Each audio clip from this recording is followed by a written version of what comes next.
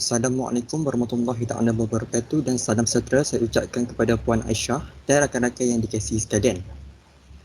Pada hari ini, kami Kepala 8 akan membincangkan tentang tajuk jenayah cyber.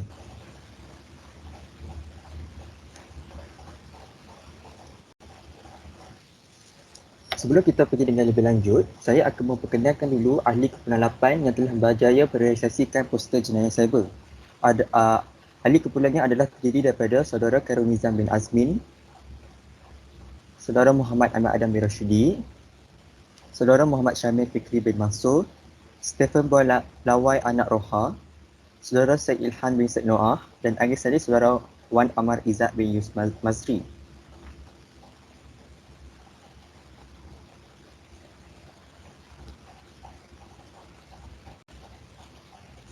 Untuk pengetahuan semua, QR code ini merupakan poster lengkap yang telah kumpulan kami hasilkan. Sekiranya rakan-rakan ingin melihat dengan lebih lanjut, anda diminta untuk scan QR code tersebut.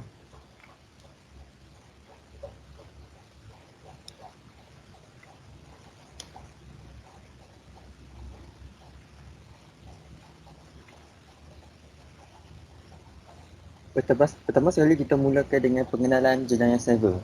Okey. Apa itu jenayah cyber? Menjelang abad ke-21, dunia cyber merupakan tunjang utama dalam kehidupan seharian moden yang memainkan peranan yang penting dan banyak mengubah pelbagai aspek kehidupan manusia. Walau bagaimanapun, dunia cyber bukan sahaja memberi kesan yang positif, malah mampu membawa kesan negatif kepada masyarakat, terutamanya kepada golongan anak muda, iaitu khususnya kepada golongan remaja. Kerana golongan remaja ini mempunyai perasaan yang kuat untuk mencuba benda-benda baharu.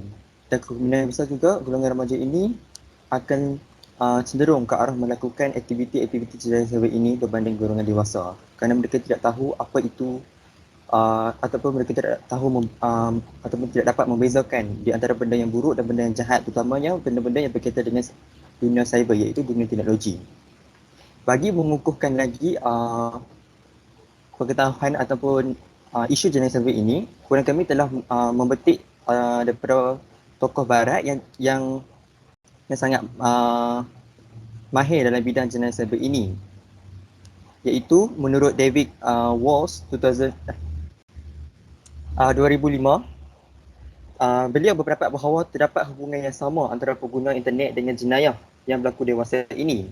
Sebelum itu, kita kena mengenali apa itu konsep jenayah dan konsep jenayah cyber. Jenayah ini merupakan definisi yang boleh ditakbirkan sebagai satu perbuatan atau tindakan yang dilakukan oleh individu atau sekumpulan yang menyebabkan masalah kepada individu yang lain dari segi mendatangkan kesan buruk, misalnya menyebabkan individu atau masalah tersebut mengalami masalah kemurungan, masalah kesihatan dan sebagainya. Apabila kita melengkapkan istilah jenayah cyber, dia telah memberi definisi ataupun takrif yang berlainan dengan cara apabila ia melakukan jenayah cyber ini adalah dilibatkan dalam kategori melakukan jenayah dalam penggunaan komputer ataupun teknologi. Okey, misalnya seperti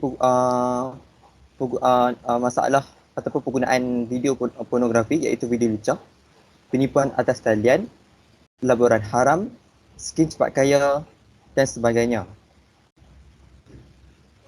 Bagi melengkapkan lagi isu jenayah cyber ini, kami telah mengambil penekanan untuk mengenal pasti apakah faktor-faktor yang berlaku jenayah cyber ini semakin berleluasa di Malaysia, dan seterusnya mengenal pasti apakah langkah-langkah yang harus dilaksanakan bagi mengatasi masalah jenayah cyber ini yang semakin berleluasa di Malaysia.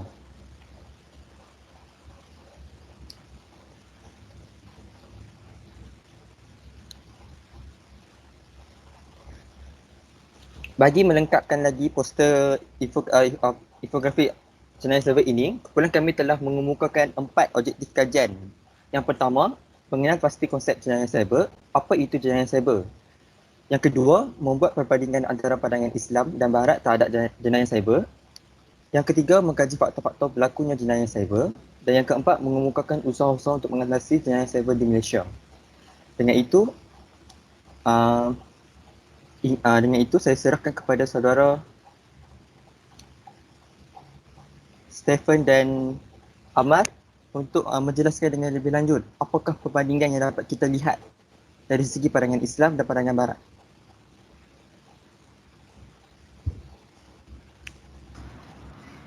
Okey, baiklah. Terima kasih saudara Aimah atas perbincangan tadi. So, jadi saya akan teruskan perbincangan dengan menyatakan perbandingan dari perspektif Islam. Baiklah. Menurut perspektif Islam, jenayah cyber boleh dibahagikan kepada dua, iaitu jinayah dan jarimah. Para intelektual Islam mentakrifkan jinayah sebagai perbuatan yang dikenakan denda. Manakala bagi jarimah pula, ianya ditakrifkan sebagai perbuatan yang melanggar aturan syarak yang telah ditetapkan dalam kes hudud. Semua hukum hakam telah dinyatakan di dalam sumber Islam seperti Al-Quran, hadis, ijma' dan qiyas. Jenayah cyber berlaku apabila manusia lupa akan hukum hakam Tuhan, mengikut nafsu serta terpengaruh dengan ajakan-ajakan buruk syaitan. Bagi kebanyakan negara Islam, banyak jenayah boleh dikategorikan di bawah jenayah cyber seperti judi, penipuan jual beli, penggodaman maklumat, pornografi, iklan seks dan sebagainya. Jenayah cyber amat ditegah di dalam Islam.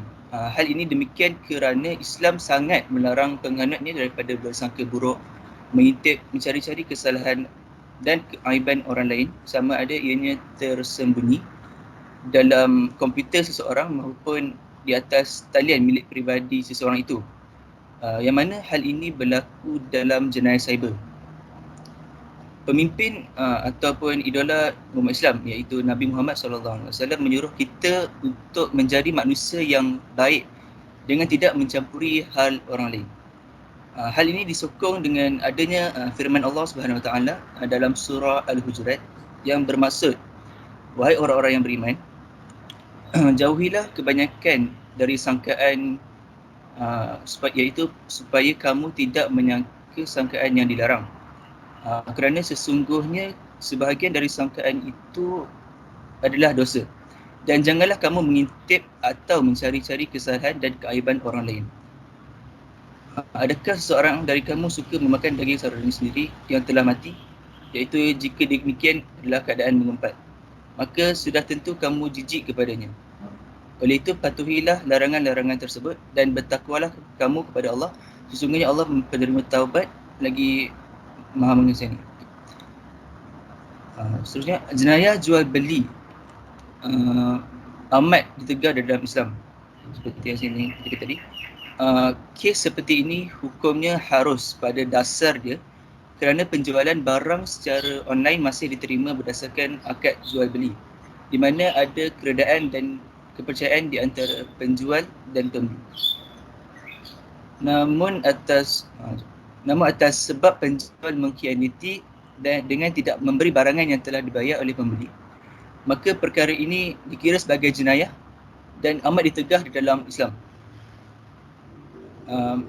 Maka ini telah melanggar batas dan peraturan yang telah ditetapkan dalam syariat Islam, sebagaimana yang disebutkan dalam surah An-Nisa dengan terjemahan, wahai orang-orang yang beriman, janganlah kamu gunakan harta-harta kamu sesama kamu dengan jalan yang salah, iaitu seperti tipu, judi dan sebagainya, kecuali dengan jalan perniagaan yang dilakukan secara suka sama suka di antara kamu. Jadi penjual barangan online tadi telah berlaku khianat dengan melanggar persetujuan di antara penjual dan pembeli, yang mana perbuatan ini sangat jelas haram dalam Al-Quran menerusi ayat surah Al-Anfal yang bermaksud, wahai orang-orang yang beriman, janganlah kamu mengkhianati amanah Allah dan Rasulnya, dan janganlah kamu mengkhianati amanah-amanah kamu sedang kamu mengetahui yang benda ini adalah salah. Jenayah seperti penipuan cyber ini, iaitu seperti scamming, merupakan perbuatan khianat atau pecah amanah dan tidak boleh disabitkan dengan jenayah mencuri dalam perundangan jenayah Islam. Hal ini demikian kerana jenayah penipuan cyber tidak menepati secara am takrif jenayah menurut istilah syarak.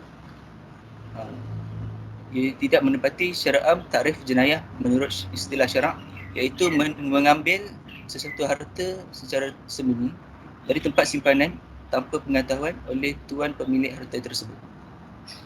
Namun ianya tidak bermakna penjenayah penipuan cyber tersebut tidak boleh terlepas daripada dikenakan sebarang tindakan maupun hukuman. Sebaliknya, penjenayah boleh dikenakan hukuman yang dirasakan setimpal oleh pihak pemerintah atau hakim yang mengadili.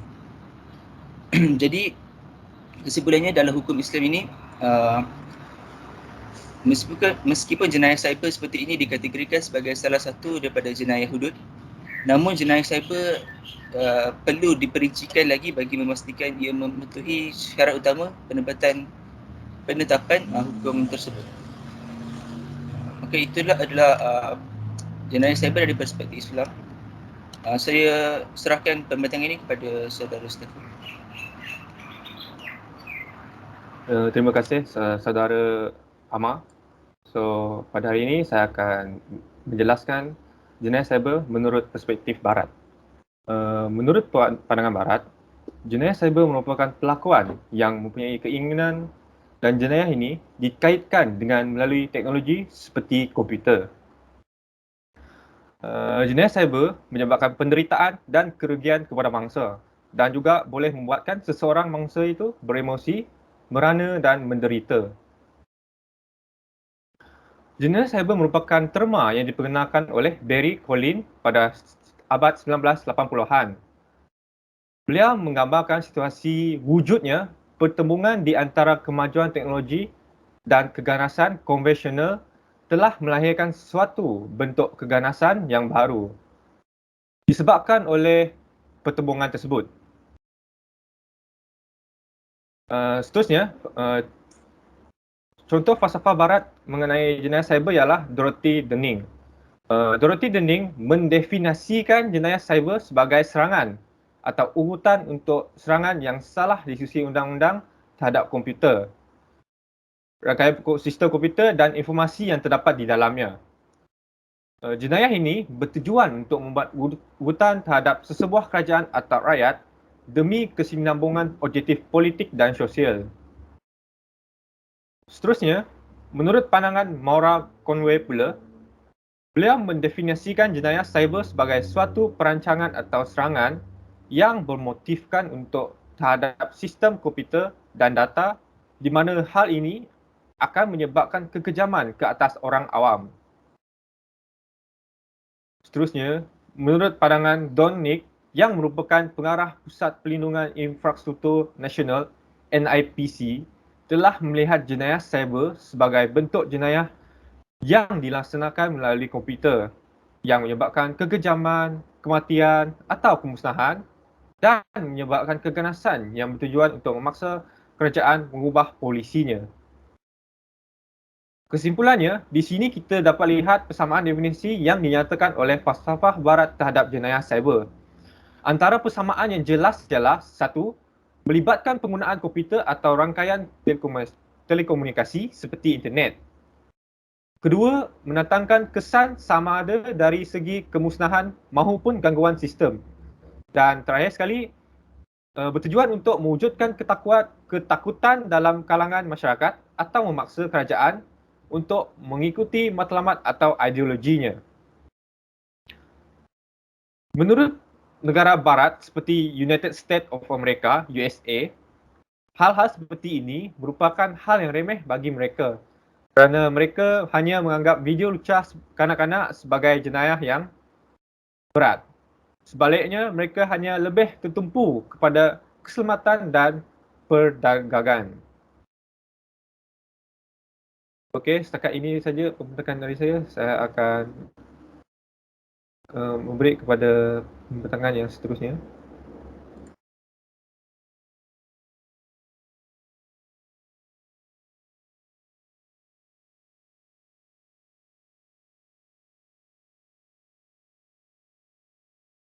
Okey, seterusnya daripada saya, nama saya Hafizi bin Said Noh, biometrik U 2437.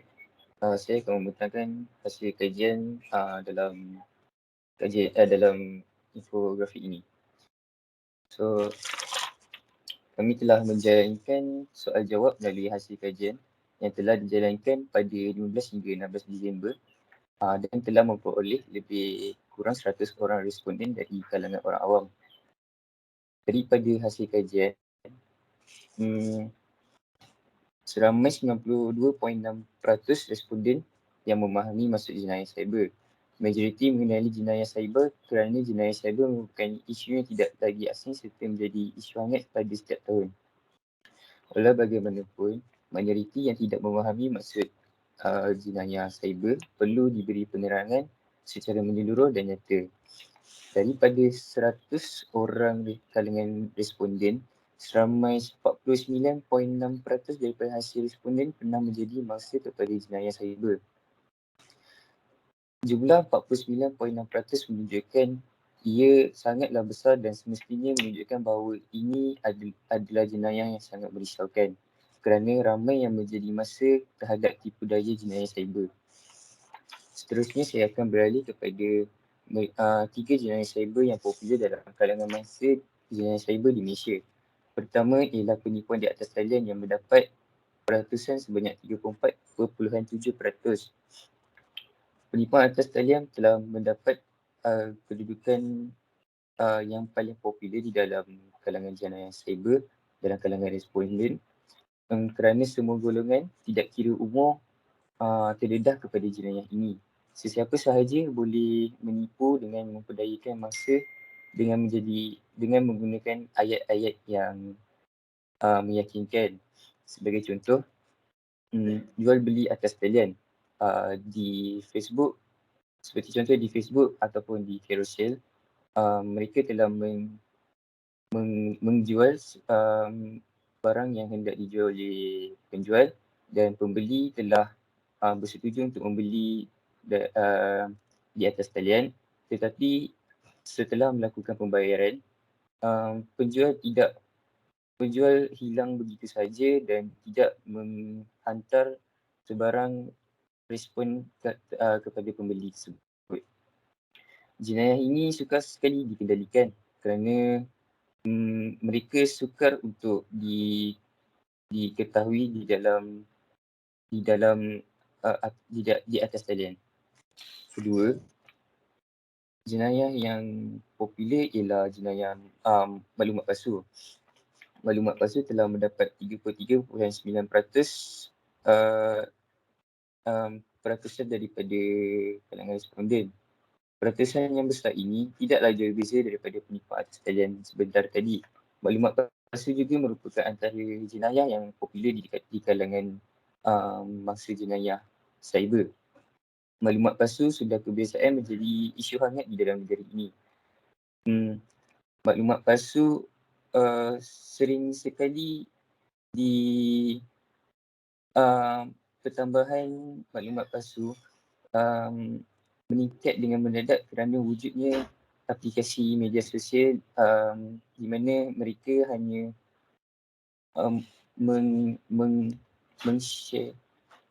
menyebarkan berita tersebut tanpa pengetahuan, tanpa konfirmasi mengesahkan berita tersebut sahih ataupun tidak.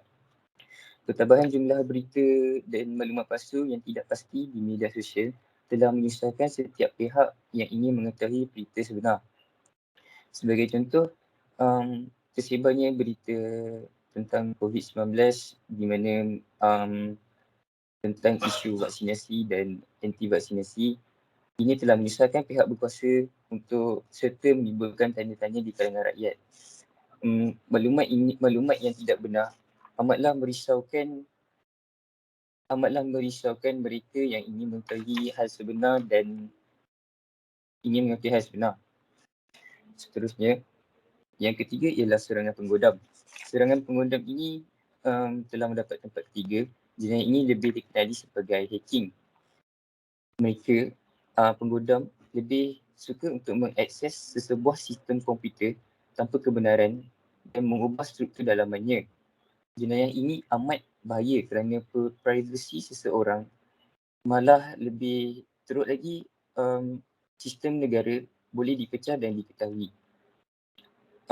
Seterusnya saya akan beralih kepada seramai 88 jumlah responden, 72.7% bersetuju bahawa tahap kebimbangan jenayah cyber ini berada di skala 3, iaitu di skala yang amat membimbangkan.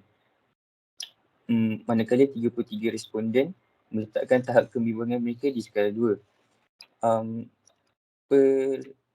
Bilangan responden yang menunjukkan tahap kebimbangan mereka di tahap 3 dan 2 menunjukkan bahawa tahap kebimbangan responden adalah pada tahap yang sangat merisaukan.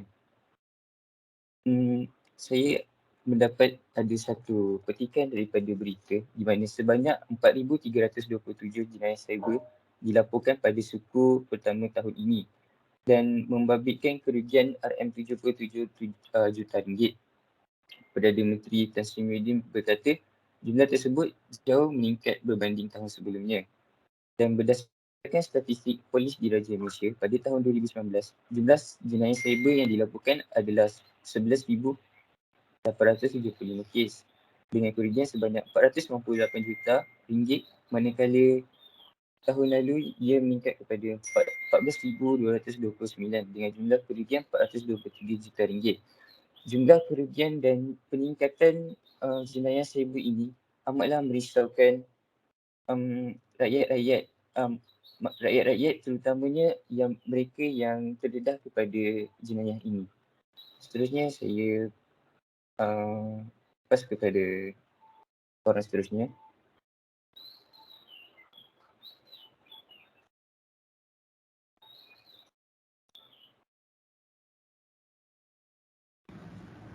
Okey, terima kasih diucapkan kepada kawan saya sebentar tadi yang telah membentangkan tentang hasil kajian.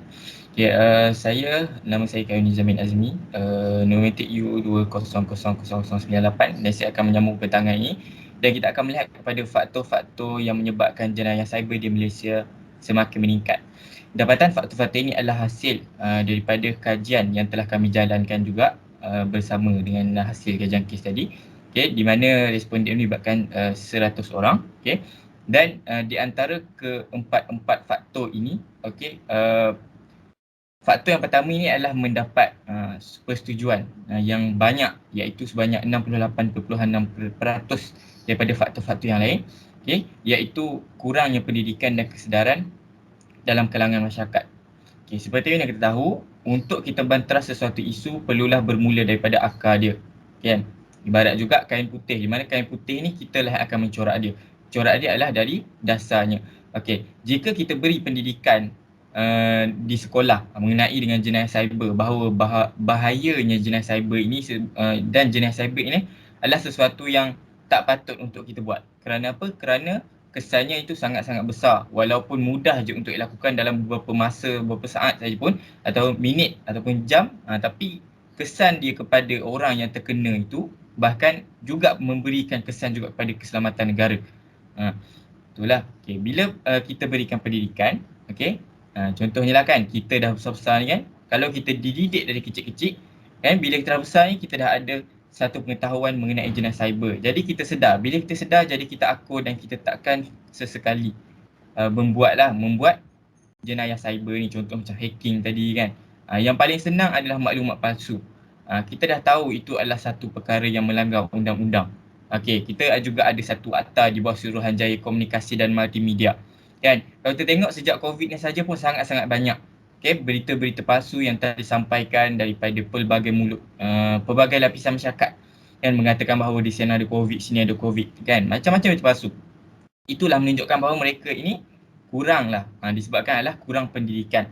Jadi responden ini sangat-sangat yakin ya bahawa pendidikan adalah cara yang terbaik untuk meningkatkan kesedaran dan sekaligus dapatlah untuk mengurangkan dia ni peningkatan jenayah cyber di Malaysia. Jika kita lihat di sini hari ini, kita cuma ada dalam silibus kita cuma ada subjek teknologi TMK, teknologi maklumat dan komunikasi. Okay, di mana teknologi maklumat komunikasi ni dia tak meliputi semua. Okay, dia hanya separuh-separuh je ada. Apa benda dia cuma belajar sikit-sikit je.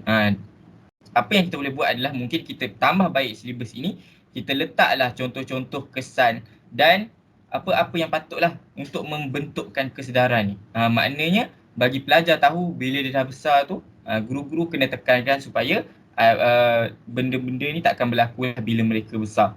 Okey, itu adalah faktor yang pertama. Okey, mana faktor yang kedua pula, iaitu yang dipersetujui dengan percentage, dengan kadar 54.5%.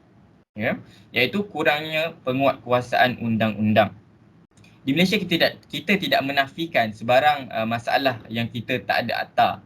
Okey, kita ni tak ada langsung undang-undang berkaitan dengan ni, kita ada. Bahkan kerajaan Malaysia juga dah lama dah menubuhkan Suruhanjaya Komunikasi dan Multimedia di bawah Kementerian Komunikasi dan Multimedia. Dan SKMM ini bertujuan adalah untuk menjaga perihal-perihal berkaitan dengan jenayah-jenayah cyber yang berlaku, termasuklah berita palsu dan semuanya lah yang berkaitan. Okay. Jadi di bawah akta ini dan SKMM ni lah yang menggubal penguatkuasaan undang-undang. Okay. Jadi pada hari ini SKMM kita tengok dia agak kurang sikit dari segi penguatkuasaan undang-undang. Sepatutnya undang-undang sedia ada tu diperketatkan lagi. Maknanya dibuat dengan lebih teliti. Pastikan betul-betul orang yang membuat masalah tu betul-betul ditangkap. Jangan dia terlalu mudah terlepas ataupun dia macam tu je, lalas dia hilang senyap-senyap je penghujung. Yeah. Kita boleh tengok negara lain. Okay, banyak negara-negara yang kita kata dilistkan sebagai negara terbaik dalam dalam cybercrime. Contohnya adalah negara Norway, kita ada Denmark, di mana mereka ini benar-benar menguatkuasakan akta-akta yang ada dalam membanteras jenayah cyber. Okey. Dan yang ketiga, kita tengok pula pada sikap manusia, human attitude, dengan skala 53.7%. Okey, ini adalah lebih kepada common sense dan juga human attitude ni adalah perangai manusia, kecenderungan manusia itu sendiri. Dia tak ada tanggungjawab, dia tak fikir pun tentang orang lain. Perbuatan dia tu dah menyusahkan orang lain dengan arti yang mudah, menyusahkan diri, agama tidaklah, bangsa dan negara, dia dah menyusahkan kat situ. Jadi itulah saya boleh katakan, okey, dekat rumah pendidikan pun boleh rumah kan, boleh mak ayah mungkin bentuklah apa kita kata, itulah dia lah sikap, itulah yang menyebabkan berlakunya jenayah cyber juga. Okey, kemudian yang keempat akhir sekali adalah sistem pertahanan negara cyber yang lemah dengan persetujuan sebanyak 52.1%. Okey, betul lah. Ini sebenarnya lebih kurang saja dengan kurang penguasaan undang-undang. Okey, kita ada apa yang negara lain ada, cuma kita sangat-sangat lemah. Bermakna kita boleh tengok dari segi kita kata rasuah, negara kita sangat-sangat tinggi dan top jugalah di Asia Tenggara ya dalam menerima rasuah. Jadi kat situ nampaklah pertahanan kita dah lemah dah. Bila dapat duit, diorang pun pelaburan ke arah pertahanan cyber sangat-sangat kurang. Jadi itulah nampak kelemahan pertahanan cyber Malaysia. Okey.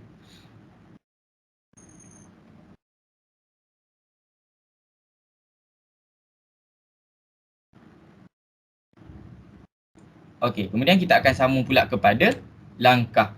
Okey. Bila kita tengok satu masalah, yang pertama mesti akan ada faktor dan mesti ada langkah apa yang kita kena buat. Okey, ini adalah langkah-langkah juga. Ni pun sama juga sebab kami melakukan kajian kes, kajian lapangan. Bermakna kesemua ini adalah menurut persetujuan daripada responden kami. Okey, di mana langkah yang pertama dengan persetujuan sebanyak 76.5%, iaitu mewujudkan undang-undang cyber yang kukuh. Ya, sebenarnya negara kita ini dah ada akta tertentu, tapi dia masih lagi tidak kukuh. Kukuh tu bermaknanya dari segi penguatkuasaan adalah sangat bagus, dari segi isi-isi intipati ataupun denda-denda yang dikenakan perlulah setimpal dengan apa yang diperlukan. Dan langkah yang kedua adalah meningkatkan keselamatan cyber negara. Okay, iaitu dengan persen lah kita kata 73.9%. Okay. Meningkatkan dari segi apa? Meningkatkan yang pertama dari segi persediaan kita untuk menghadapi jenayah cyber ini, okey, daripada permulaan, semasa dan juga selepas apa yang kita kena buat. Meningkatkan dan kita tambah ataupun kita buat pelaburan yang boleh menguatkan kembali keselamatan cyber negara. Dan yang ketiga adalah bekerjasama secara multilateral dalam membanteras jenayah. Okey, bermakna semua pihak haruslah berganding bahu, bukanlah makna kata seorang saja. Kalau kerajaan je yang kena buat kerja. Tak, adalah kita bergerak secara berkumpulan sebagai satu negara, satu masyarakat yang berbilang kaum, kita berusaha sama-sama. Kalau kita nampak, laporkan. Kan? Kalau tak mampu, kita cuba viralkan. Benda tu pun akan membantu juga kan. Kalau tak mampu, rasanya itu yang paling lemah lah, yang paling lemah sekali. Itu adalah sangat mudah. Takkan tak boleh buat kan. Okey. Ini pun dengan mereka dengan persetujuan sebanyak 60.5% dan akhir sekali langkah memperkenalkan pendidikan etika dalam penggunaan cyber, iaitu 56.3%. Memperkenalkan maknanya saya dah kata tadi kita ada teknologi maklumat komunikasi tapi tidak belajar secara detail. Jadi maksudkah pendidikan etika dalam penggunaan cyber? Tunjukkanlah apa etika yang sebenar bila kita menggunakan cyber ini dan apa yang perlu untuk kita hindari daripada dalam ketika menggunakan cyber ini. Okey, itu sahaja daripada saya. Saya serahkan kepada rakan saya untuk menyambung agenda seterusnya.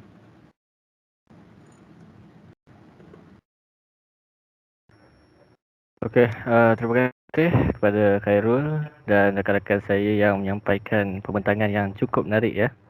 Jadi kita sudah sampai ke penghujung pembentangan kita. Oleh itu, izinkan saya menyimpulkan pembentangan kita pada hari ini. Jadi, secara konklusinya, jenayah cyber di Malaysia amat menyumbangkan dalam kalangan masyarakat. Dan jenayah cyber ini boleh dikatakan sebagai jenayah yang bukan sahaja menjadi isu di Malaysia, malahan di seluruh pelosok dunia.